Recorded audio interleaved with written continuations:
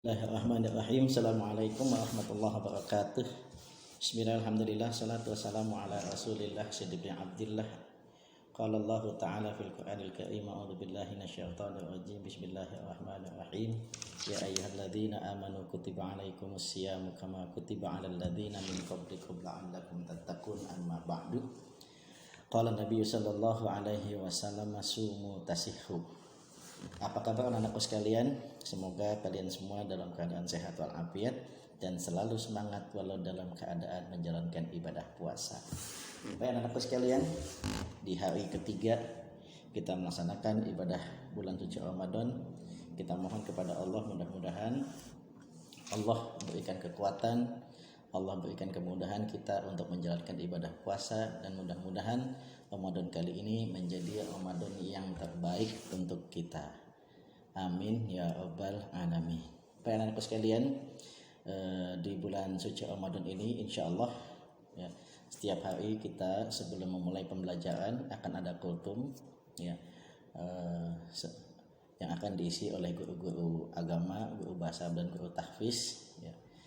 Mudah-mudahan kultum yang kami sampaikan ini ada manfaatnya untuk kita semua. Amin ya rabbal alamin. Nah, pada kesempatan kali ini ya, Bapak akan menyampaikan tentang sejarah puasa.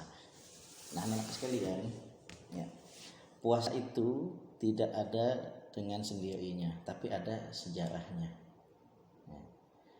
Anak sekalian, dalam Al-Quran surat Al-Baqarah ayat 183 Allah berfirman, dan saya yakin anak-anakku semua pasti hafal ya.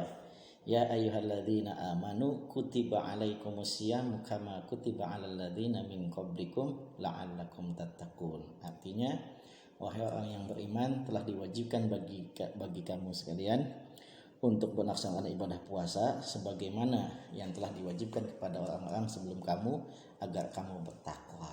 Nah, dari ayat ini ya, muncul pertanyaan, apakah orang-orang sebelum umat Nabi Muhammad menjalankan ibadah puasa? Iya.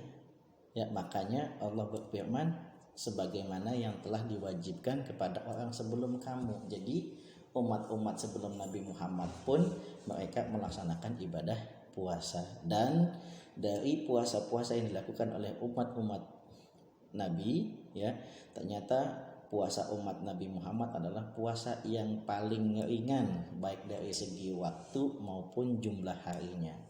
Yuk kita lihat sebagai buktinya ya.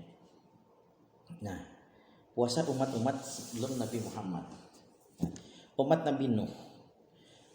Nabi Nuh pada saat itu menentang ajaran yang disampaikan oleh Nabi Nuh. Mereka tidak mau mengikuti ajaran yang disampaikan oleh Nabi Nuh untuk menyembah kepada Allah. Mereka malah mengingkarinya. Nah, sudah dengan berbagai cara Nabi Nuh mengajak kepada mereka untuk taat kepada Allah, namun mereka menentangnya. Maka Allah turunkan banjir bandang. Ya, sebelum Allah turunkan banjir bandang, ya, Nabi Nuh diminta oleh Allah untuk membuat kapal. Nah, Nabi Nuh diminta oleh Allah untuk masuk ke dalam kapal tersebut dan pengikut-pengikutnya yang beriman, dan hewan-hewan berpasang-pasangan untuk dimasukkan ke dalam kapal. Setelah semua pengikut Nabi Nuh sudah masuk ke dalam kapal dan hewan-hewan serba sepasang itu masuk di kapal, lalu Allah turunkan hujan selama 40 hari 40 malam. Ya. Banjir begitu tinggi sampai bukit-bukit bahkan gunung pun ikut kelelep ya, dengan banjir yang begitu tingginya. Nah, itu surutnya air akibat banjir itu sampai 1 tahun penuh. Nah, selama 1 tahun Nabi Nuh dan pengikutnya berada di dalam kapal, itu mereka selalu melaksanakan ibadah puasa, kecuali hanya di 2 hari raya, yaitu hari raya Idul Fitri dan hari raya Idul Adha. 1 tahun umat Nabi Nuh melaksanakan ibadah puasa. Kemudian bagaimana dengan umat Nabi Musa? Ya, ketika Nabi Musa alaihi salam diminta oleh Allah untuk naik ke Bukit Tursina, di mana pada saat itu Allah mengajarkan kepada Nabi Musa melalui malaikat Jibril tentang kitab Taurat, Nabi Musa dan pengikutnya diminta oleh Allah untuk melaksanakan puasa selama 40 hari. Ya, umat Nabi Musa puasanya yaitu 40 hari. Kemudian umat Nabi Daud, ya, umat Nabi Daud itu puasa sehari tidak, sehari puasa sehari tidak, itu sepanjang tahun dia lakukan. Nah, kemudian umat Nasrani, ya, itu puasa Ramadan 24 jam, mulai dari azan Isya dia sahur, kemudian masuk lagi Isya dia buka, setelah selesai buka mereka langsung puasa kembali. Berapa hari? 30 hari, tapi puasanya selama 24 jam. Nah, kemudian puasa kaum Nasrani merasa keberatan, lalu puasanya dia ubah seperti puasa umat Islam, yaitu mulai dari terbitnya matahari sampai terbenamnya matahari, ya, tapi jumlah puasanya ditambah, yang tadinya 30 hari menjadi 50 hari. Nah, jadi sekali lagi, ya, ternyata puasa yang dilakukan oleh umatnya Nabi Muhammad itu jauh lebih ringan ketimbang puasa umat-umat Nabi sebelum Nabi Muhammad Sallallahu Alaihi Wasallam. Kita mesti bersyukur karena kita menjadi umatnya Nabi Muhammad Sallallahu Alaihi Wasallam.